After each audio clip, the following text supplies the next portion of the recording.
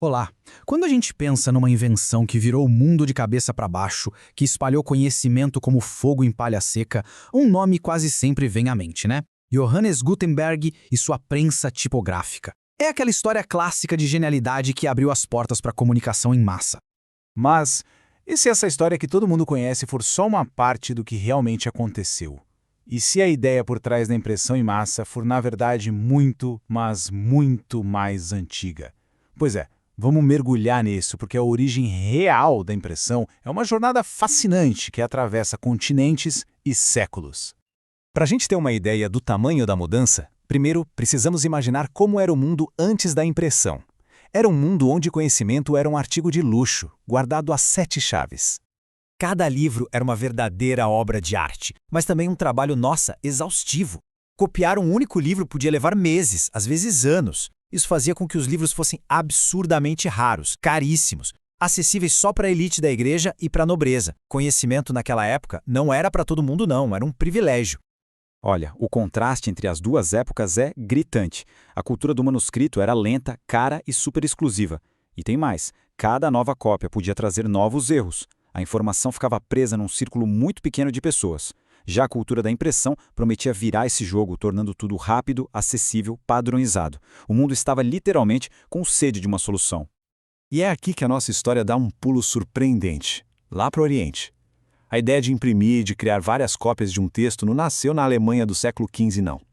Exatamente, quase 600 anos antes de Gutenberg. A impressão em estilogravura já era uma técnica bem conhecida na China, lá na dinastia Tang. Os artesãos esculpiam uma página inteirinha num bloco de madeira para depois fazer as cópias. A tecnologia base já existia. E a coisa não parou por aí. Lá por volta de 1040, um artesão chamado Bi Sheng foi além. Ele inventou o primeiro sistema de tipos móveis, usando caracteres individuais feitos de argila.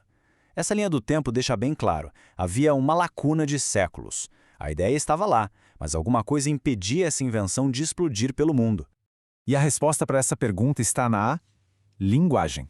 Pensa bem, a escrita chinesa usa milhares de ideogramas, milhares. Imagina criar e organizar pecinhas móveis para cada um deles. Era um esforço gigantesco, nada prático. Agora, compara com o alfabeto latino, com suas 20 e poucas letras. De repente, a coisa fica muito mais viável. A tecnologia encontrou um ambiente perfeito para prosperar na Europa. E então, voltamos a Gutenberg. A grande genialidade dele não foi inventar a impressão do zero. Foi criar um sistema completo, eficiente e, o mais importante, comercialmente viável. Ele foi um mestre em juntar as peças. E o fato dele ser ourives foi crucial.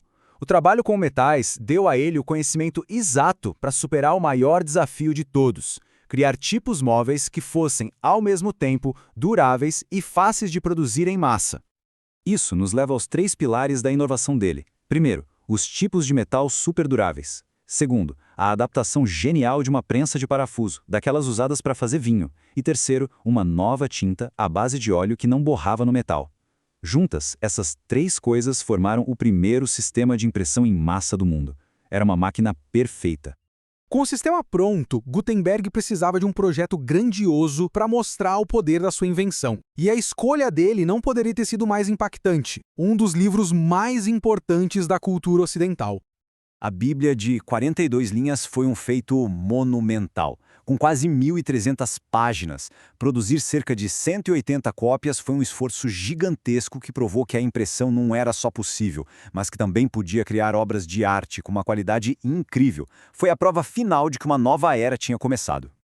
Mas aqui vem a ironia da história. O homem que deu ao mundo uma forma de espalhar ideias e criar fortunas acabou falido. Pois é, ele foi processado pelo sócio investidor Johann Fust e teve que entregar todo o equipamento. O inventor não colheu os frutos financeiros da própria invenção. Com a tecnologia de Gutenberg agora em domínio público, a invenção se espalhou como um rastilho de pólvora. A revolução da informação tinha começado para valer. E a explosão foi imediata. Em menos de 50 anos, a tecnologia pulou de uma única oficina em Mainz para mais de 250 cidades em toda a Europa. Pensem nisso, de um único ponto para centenas, todos produzindo informação numa escala que antes era simplesmente inimaginável. E o volume de produção era astronômico. A estimativa é que 20 milhões de livros foram impressos nessas primeiras 5 décadas. Esse número era maior do que tudo que os escribas da Europa tinham produzido nos 1000 anos anteriores. O impacto disso foi profundo, transformador. A imprensa foi o motor da reforma protestante, da revolução científica, da formação dos países como conhecemos. As ideias agora viajavam mais rápido que exércitos, quebrando aquele monopólio da informação que antes era da igreja e dos reis. E aqui está um exemplo perfeito disso.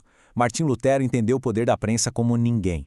Ele a usou para espalhar suas 95 teses pela Alemanha em questão de semanas. E ao traduzir a Bíblia para o alemão, ele permitiu que pessoas comuns, pela primeira vez, lessem as Escrituras com os próprios olhos. Um ato verdadeiramente revolucionário.